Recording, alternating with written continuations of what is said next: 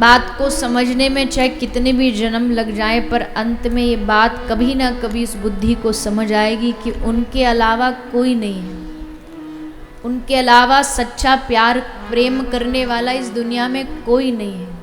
सब स्वार्थ के भूखे हैं, सब तुम्हारे नाम के सम्मान के धन के भूखे हैं।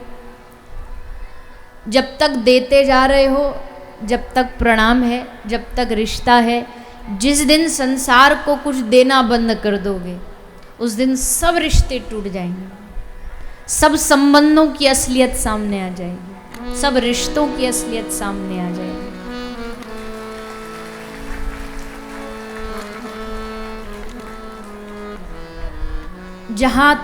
जहां को मतलब है मुझसे तब तक रिश्ता निभाया जा रहा है। जमाने पर भरोसा करने वालों जरा जागो, जमाने का भरोसा जा रहा है।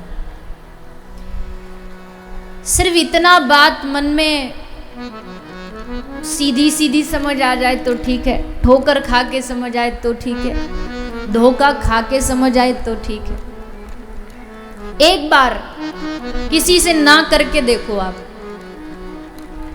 जो उसको चाहिए आपसे एक बार ना करके देखो। एक बार ना कहने से आप उनके लिए मतलबी हो जाओगे। भाई मतलब ही है, जब तक हाँ हाँ करते रहोगे तब तक ठीक है।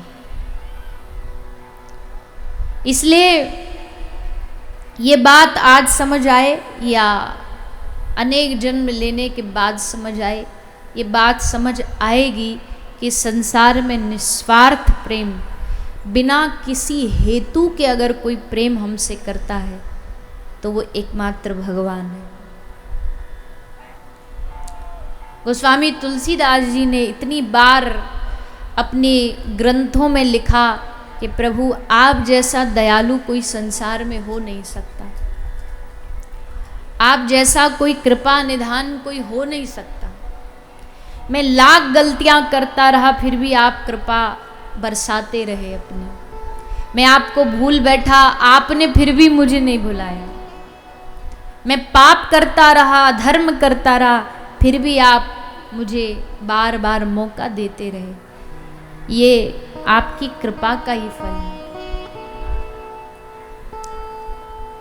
तो ऐसे दया निधान से रिश्ता निभाइए, मिलता रहेगा दास को जो कुछ भी चाहिए।